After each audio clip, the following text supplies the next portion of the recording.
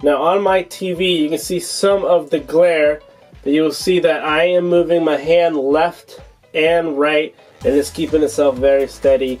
Obviously I'm not going to be doing all those crazy maneuvers, but just showing you that you can move your camera around like that. I'm going over to the right, and now I'm going to pan over to the left. So I'm going to show you a quick unboxing of the ViewFlex TARZAN MB. It comes in a big hard case. You got the manual, you got all the batteries and chargers, and the handle where the battery's going to go in, and then you got the Allen screw to tighten things up, and the cords. Obviously I'm speaking really fast because I'm going through it really fast, but you get the idea, and of course you'll have it all in your box. So you got different knobs that you can adjust, and you could also put like a quick release, and I put it on there so I can take the camera on and off as quickly as I can without having to unscrew it off. I could just pull the camera right off. As you see, I'm quickly demonstrating a full 360 rotation, and then you can see that I'm jiggling it around and it's staying stabilized where the camera is going to be pointed to a center area. So the whole point of these gimbals is to stabilize the video so they're not all shaky and they give a really cool smooth transition. This is a 3-axis gimbal. So yeah, I'm going to show you my first impressions and everything I learned about it. So check it out. So I have two Panasonic G7s, and that's what I use for all my content on my channel.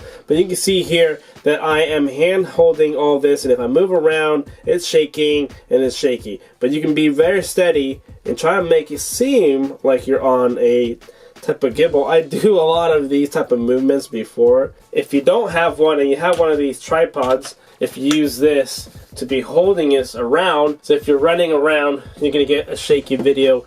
Obviously it turns with how I'm moving. So that's one thing about gimbals, is that they're going to allow you to keep this a lot more steady. Yes, you can try to keep it steady and move it around if you're very good like that. Now with this gimbal, tighten that up in there, and you see that this gimbal, it is heavy by itself, and it also comes with the little holder here. You can literally put it on there. This doesn't have to be there. If you have a quick release, I'm going to put the quick release on here. So I got the quick release, and the quick release allows me to not have to undo anything but just remove that lever, hook it on just to here. So there's the camera. Now you can see how I'm moving my hand up and down, upwards and down, level it up, and it stays in that one scenario. So if I'm moving around, panning is going to keep that. I mean, even though it might be jiggling around, it's not going to be close as to what your tripod or selfie stick would be. So that's the whole point of these. So you can see, look, I'm moving even forward and it keeping itself being steady right in the middle. Yes, it is going to be moving in and out, as you can see, but you have to learn of when you're moving how to maneuver it. Now if you want it to turn left, you just literally kind of pan, and it does flip around a little bit and it turns. Now if you want to stay steady and you want to turn it, you can turn it this way. I'm going to turn it to the left.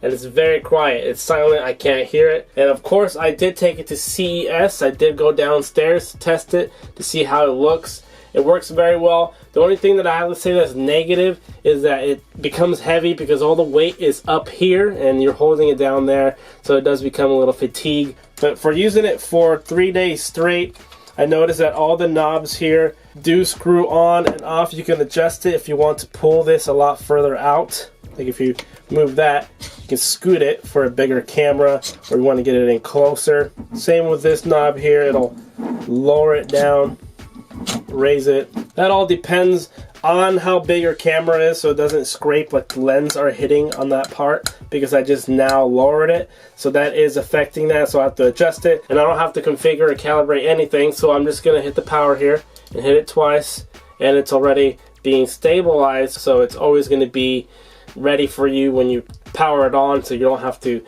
see what weight is where. So it does its own thing automatically. They do come expensive, but there's an idea for you to check out if you're wanting to stabilize your videos a lot better. Again, I get tired with my hand holding this, but they do stabilize and smoothen everything up, and I just like that you can control how to rotate the camera. It's going to be all smooth. You could even set this on a tripod. It hooks up to the bottom there, so you have another tripod steady, so you don't even have to really hold on to it. You can just have it on a tripod itself. If you want it for yourself, find it in the description down below. Of course, use my link. Got this bend rope tripod that I've been using forever, my new Zekti. Alrighty then, thank you for watching, and as always, I will see you guys next time. Later.